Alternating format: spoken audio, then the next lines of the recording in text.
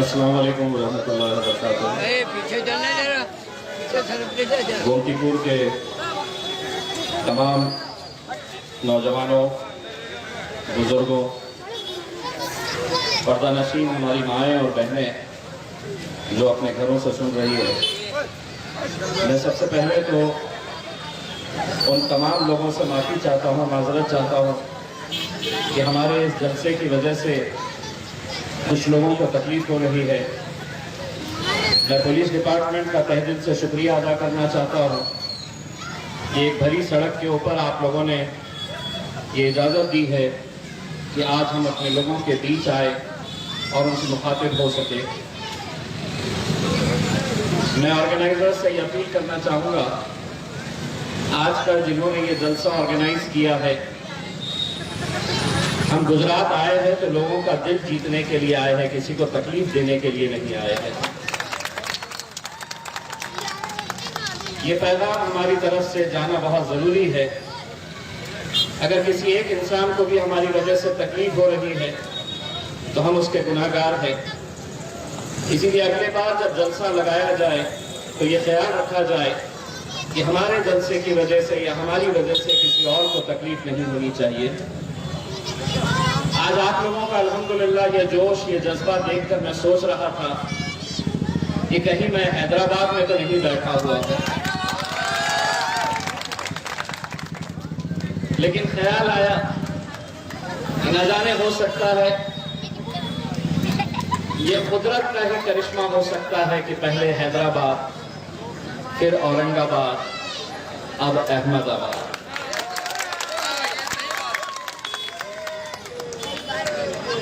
देखिए, पिछले कुछ दिनों से जब हम यहाँ पर गुजरात आए, पहली मर्तबा हम लोग बड़ौदा गए, भरूच गए, सूरत गए और वहाँ पे हम लोगों ने आप लोगों की जो मोहब्बत देखी, जो एक जोश और जुनून देखा। कई सारे लोगों की ये ख्वाहिश थी कि हमने अहमदाबाद आना। हमने बैरिस्टर असदुद्दीन अवैसी साहब से कहा कि यहाँ के नौजवानों के अंदर जो जोश है, जो जज्बा है, जो बुजुर्ग लोग हमारे साथ जुड़े हुए हैं, वो देखते हुए मैंने खुद असद साहब से ये बात कही थी कि असद भाई, अगर आपका प्रोग्राम कहीं का भी हो, उसे अब कैंसिल करना पड़ेगा, क्योंकि हम सबको अब गुजरात चलना पड़ेगा। यही मोहब्बत है जो आज मजलिस इत्तेहादुल मुस्लिमीन को गुजरात की सरजमीन के ऊपर खींच कर लेकर आई है। मुझे बताया गया कि ये जलसा नहीं होना, इसके लिए कुछ राजनीतिक पार्टियों ने बड़ी कोशिश की। उनकी ये कोशिश थी कि मजलिस इत्तेहादुल मुस्लिमीन का जलसा इस इलाके के अंदर नहीं होना। मैं उन तमाम राजनीतिक पार्टी और उन तमाम नेताओं को मेरी पार्टी की तरफ से और गुजरात के नौजवानों की तरफ से एक पैगाम देना चाहता हूं।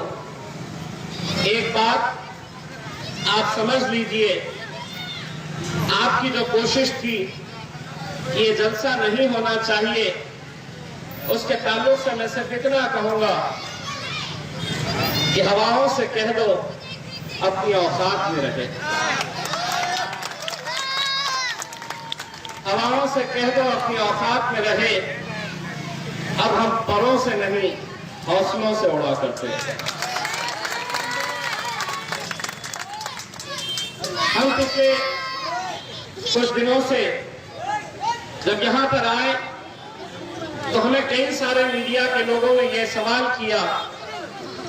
उन्होंने कहा कि गुजरात में तीसरी किसी पार्टी को कभी मौका नहीं मिला। कभी भारतीय जनता पार्टी रही, कभी कांग्रेस पार्टी रही, तीसरी किसी पार्टी को यहां जगह नहीं मिलती, कभी उन्हें मौका नहीं मिलता। तो आप कैसा करेंगे? हमने उन्हें जवाब दिया कि इससे पहले जो पार्टी आई हुई होगी, इससे पहले जो पार्टियों ने कोशिश की होंगी गुजरात में आने की, वो सब कमजोर खिलाड़ी थे होंगे, हम मजलिस इत्तेहादुल मुस्लिमीन हैं। हम बैरिस्टर असदुद्दीन अवैसी साहब की फौज है। हमारा कायद बैरिस्टर असदुद्दीन अवैसी है, जिसने इस मुल्क के अंदर अगर हम सबको कुछ सिखाया है तो ये बात सिखाई है कि अगर इस मुल्क में तुम्हें रहना है, जीना है, तो सर ऊंचा करके और सीना चौड़ा करके चलना सीखो। ये छोटे मोटे प्यादे हमारा कुछ नहीं कर सकते।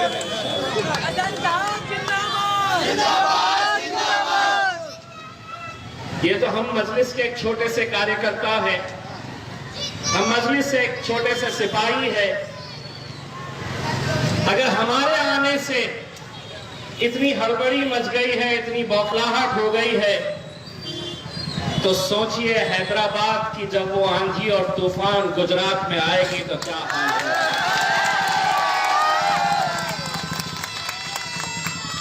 लोग हमसे ये सवाल करते हैं कि क्या सही में मजलिस गुजरात में इलेक्शन लड़ेगी? क्या सही में असद साहब यहां पर आएंगे? क्या मजलिस यहां पर सभी चुनाव लड़ेगी? तो सभी लोग अच्छी तरह से सुन ले, और आपको लग रहा होगा ये जितने लोग यहां पर बैठे हैं ये मजलिस के चाहने वाले सिर्फ यही लोग सुन रहे हैं, तो मैं आपको यकीन के साथ कहता हूं, अपने घरों के ड्राइंग रूम में बैठकर वो भारतीय जनता पार्टी का नेता भी ये भाषण सुन रहा है और कांग्रेस के तमाम लीडर भी ये भाषण सुन रहे हैं। तो एक बार कान खोल के सुन लो, समझ लो, मजलिस भी आएगी, असदुद्दीन अवैसी साहब भी यहां पर आएंगे और इंशाअल्लाह पूरे इलेक्शन हम यहां पर गुजरात के अंदर लड़ेंगे। और लड़ेंगे नहीं, इंशाअल्लाह अब हम आए हैं तो सिर्फ लड़ने के लिए नहीं आए हैं, अब हम लड़ेंगे और इंशाअल्लाह जीतेंगे।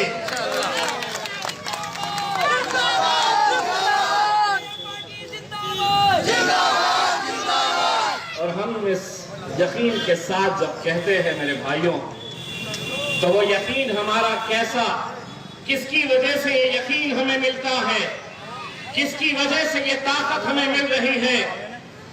हम पिछले 2 दिनों से यहाँ के नौजवानों के जज्बे को जब देख रहे, उनके हौसले, उनकी ताकत, उनकी तड़प, उनकी मोहब्बत को जब हम देख रहे, तो यकीन मानिए हमारा यकीन और पुख्ता हो जाता है कि इंशाअल्लाह गुजरात के अंदर मजलिस इत्तेहादुल मुस्लिमीन का पतन बहुत ऊंची उड़ान उड़ने वाला है। दोस्तों, लोग कहते हैं कि मजलिस इत्तेहादुल मुस्लिमीन सिर्फ मुसलमानों की जमात है। मैं यहां पर अपने पार्टी की तरफ से, बैरिस्टर असदुद्दीन अवैसी साहब की तरफ से गुजरात की आवाम को एक पैगाम देने के लिए आया हूं। गुजरात के उन तमाम लोगों को ये बताने के लिए आया हूं कि हम मजलिस इत्तेहादुल मुस्लिमीन गुजरात में आ रही है तो मोहब्बत का पैगाम लेकर आ रही है, दोस्ती का हाथ बढ़ाने के लिए आप लोगों के बीच आ रही है। ये सही बात है कि हाँ, मजलिस इत्तेहादुल मुस्लिमीन को चाहने वालों की तादाद सबसे ज्यादा हमारे वो नौजवान हैं, वो मुसलमान नौजवान जो इतने सालों से ये देखता आया है कि किस तरह इस कौम का इस्तेमाल महज एक रबर स्टैंप की तरह किया जा रहा है कि हर 5 साल के बाद वो आएंगे, वोट मांगेंगे और पूरे अधिकार के साथ इस तरह मांगेंगे कि उन्हें मालूम है कि ये लोग भारतीय जनता पार्टी के साथ तो जाएंगे नहीं, इनकी मजबूरी है कि इन्हें देना है तो कांग्रेस को ही देना है, और यही मजबूरी का फायदा उठाते आ रहे हैं। गुजरात में एक गेम देखा होगा, म्यूजिकल चेयर, जहां पर कुर्सियां रखी जाती है, म्यूजिक चलाई जाती है, म्यूजिक जैसे ही बंद हो गई आपको कुर्सी पर जाकर बैठना होता है। गुजरात में पिछले कई सालों से ये म्यूजिकल चेयर खेली जा रही है और खेलने वाले सिर्फ 2 ही खिलाड़ी। म्यूजिक हर 5 साल के बाद चलाई जाती, 2 में से एक उस कुर्सी के ऊपर जाकर बैठ जाता। कभी भाजपा वाला बैठता, कभी कांग्रेस वाला बैठता। लेकिन अब इसके बाद सिर्फ 2 ही खिलाड़ी नहीं रहेंगे मैदान में, इंशाअल्लाह तीसरा खिलाड़ी भी मैदान में उतरने वाला है। और हमको कमजोर कड़ी ना समझो, अब हमको भी वो हुनर आ गया है कि कैसे कोनी मारकर कुर्सी पर बैठा जाता है, कैसे धक्का देकर कुर्सी के ऊपर बैठा जाता है। ये हुनर हमने भी सीख लिया है। वरना जिस जमात के बारे में ये कहा जाता था कि ये सिर्फ हैदराबाद की एक जमात है, हैदराबाद के हद तक ही रहेगी, लेकिन अल्हम्दुलिल्लाह जब महाराष्ट्र में आए 2014 में, तो मैं और वारिस पठान महाराष्ट्र की विधानसभा के अंदर गए। जब पहली बार हम विधानसभा के अंदर गए 2 ही थे। महाराष्ट्र की विधानसभा के अंदर 288 विधायक बैठते हैं, 288, लेकिन हम 2 ही थे। जब गए वहां पर तो शिवसेना के विधायकों को उनकी जीत की खुशी नहीं थी। वो मातम इसलिए मना रहे थे कि ये मजलिस वाले अब महाराष्ट्र में भी आ गए, विधानसभा में भी आ गए। इसीलिए मैं अक्सर पहले दिन को वो याद करता हूं जब शिवसेना के विधायक ने हमको देखा। हम भी पहले दिन गए तो ऐसे वैसे नहीं गए, हम भी शेरवानी पहन कर गए, क्योंकि हमें मालूम है उन्हें हैदराबाद की उस शेरवानी से बहुत तकलीफ होती है। हमने कहा अब हम भी आ गए हैं, बड़ी तकलीफ हो रही थी उन्हें हमें देखकर। एक शिवसेना वाले ने मुझसे मराठी में कहा, पूछा कि ये 288 का सदन है, 288 का ऐवान है, तुम 2 ही तो है, क्या कर लोगे? मैंने कहा हम तो 2 है, वो तो अकेला शेर वहां पर बैठता है, उसका क्या? उसने जब हमसे ये पूछा की 288 के अंदर तुम्ही काय करणार, 288चा मतदारसंघ आहे हे विधानसभा आणि फक्त तुम्ही 2 लोक। उसने मुझसे पूछा कि तुम तो 2 ही है, क्या कर लेंगे? तो मैंने उसको मुस्कुराकर देखा और मन ही मन सोचा कि पब्लिक भी कैसे कैसे को भेज देती है विधानसभा के अंदर। लेकिन हम असद साहब के शागिर्द हैं, सवाल किया था, जवाब तो तुझे लेना ही पड़ेगा हमारा। तो हमने उसको पूछा कि कभी जंगल गए हैं तुम? थोड़ा परेशान हुआ, बोला काय म्हणायचे तुम्हाला? मैंने कहा कभी जंगल गया है तू? तो बोले कहना क्या चाहते हो? मैंने कहा कि जंगल में कुत्ते, बिल्ली, भेड़, बकरी कितने हैं ये देखे नहीं जाते, शेर कितने हैं उनकी गिनती होती है।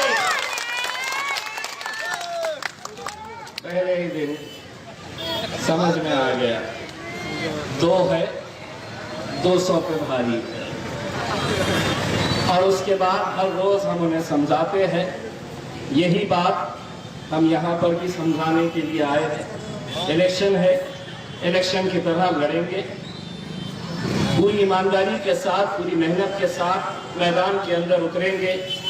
बस आप लोगों से इतनी अपील करना चाहते हैं, ये पार्टी मजलिस इत्तेहादुल मुस्लिमीन को बैरिस्टर असदुद्दीन अवैसी साहब, अकबरुद्दीन अवैसी साहब ने बड़ी मेहनतें करके इस मुकाम तक पहुंचाया है। एक ऐसे मुकाम तक पहुंचाया है कि जब लोग कहते थे कि एक हैदराबाद के हद तक की जमात है, आज अल्हम्दुलिल्लाह महाराष्ट्र में हम जीते हैं। महाराष्ट्र के बाद जब हम बिहार में गए तो वही बातें हमें सुनने को मिल रही थी। जैसे हम गुजरात में आए हैं तो वही सवाल हमसे किए जा रहे हैं। अब आप आए हैं तो आपके आने से इसका नुकसान होगा, इसका फायदा होगा, आप आए हैं तो वोट कटेंगे। एक बात सुन लो, 70 सालों तक ये जितने लोग यहाँ पर, ये आवाम जो बैठी है, 70 सालों तक मजलिस यहाँ पर नहीं आई थी। क्या वजह है कांग्रेसियों कि जो भारतीय जनता पार्टी आज से कुछ साल पहले तक महज 2 लोकसभा की सीटें जीतती थी, वो आज 300 के ऊपर गई है। तो कौन जिम्मेदार है इसके लिए? लेकिन नहीं, जहां मजलिस जारी, तुम क्यों आए, तुम क्यों लड़े इलेक्शन? अब तुम्हारे आने से इसको फायदा होगा, इसको नुकसान होगा, इसको घाटा होगा। एक बात सुनो, 70 सालों तक हमने अरे गैरों के नुकसान और फायदे के बारे में सोचा है। अब हम आए हैं तो सिर्फ हमारे फायदे के बारे में बात करने के लिए हम आए हैं। जरा सा कुछ हुआ कि आप क्यों आए, गुजरात क्यों आए, क्यों लड़ रहे आप लड़े तो उनको नुकसान हो जाता। हमारी राजनीतिक पार्टी है, अगर राजनीतिक पार्टी अगर इलेक्शन नहीं लड़ेगी तो क्या अंटी खेलेगी? हम अंटी खेलेंगे, गोटियां खेलेंगे हम।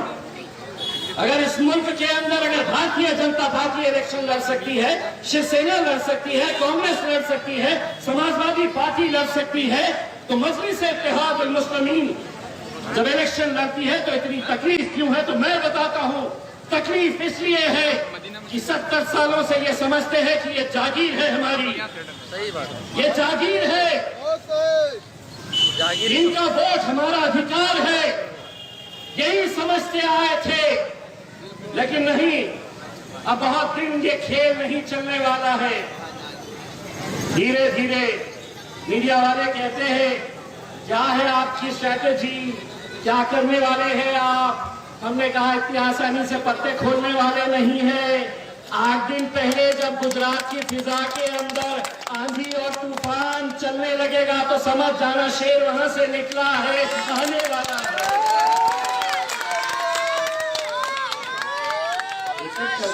एक एक करके पत्ते खोलेंगे ना। हाँ, सही बात। इतनी भी क्या जल्दी है, बड़े लंबे रेस के घोड़े हैं हम, इतनी आसानी से जाने वाले नहीं है, इतनी आसानी से बैठने वाले नहीं है। और एक बात अच्छी तरह से समझ लो, मजलिस इत्तेहाद अल मुस्लिमीन है, डरने और घबराने वाली जमात का नाम मजलिस नहीं है मेरे भाइयों, बिल्कुल नहीं है। जो जमहूरियत में हमें अधिकार दिया गया है, जो हक दिया गया है, वो हक का हम इस्तेमाल करने के लिए आए हैं। हम हमारे नौजवानों के अंदर लोकतंत्र को मजबूत करने के लिए आए हैं। हम हमारे नौजवानों को ये बताने के लिए आए हैं कि इस देश में अगर कानून चलेगा तो संविधान के हिसाब से चलेगा, वो संविधान जो डॉक्टर बाबा साहब अम्बेडकर ने इस देश को दिया है। मोदी जी कब तक चलेंगे आप? एक अंग्रेजी में कहावत है, न्यूटन की थियरी है, जो ऊपर जाता है नीचे जाता है। मोदी जी सबको नीचे आना है, इतना गुरूर, इतना घमंड अच्छा नहीं है। ये जनता के खिलाफ आप जो नए नए कायदे कानून लेकर आ रहे हैं, कभी एनआरसी का कानून लाकर आपको निशाना बनाया जाता है, कभी किसानों के खिलाफ कानून लाकर हमारे किसान भाइयों को निशाना बनाया जाता है, कभी दलितों के खिलाफ कानून लाकर दलितों को निशाना बनाया जाता है। मेरे भाइयों, एक बात अच्छी तरह से समझ लो, आज हुकूमत ऐसे दौर से गुजर रही है कि जहां उन्होंने तय कर लिया है कि ये लोग किन किन लोगों को निशाना बनाना चाहते हैं, आप भी अच्छी तरह से जानते हैं।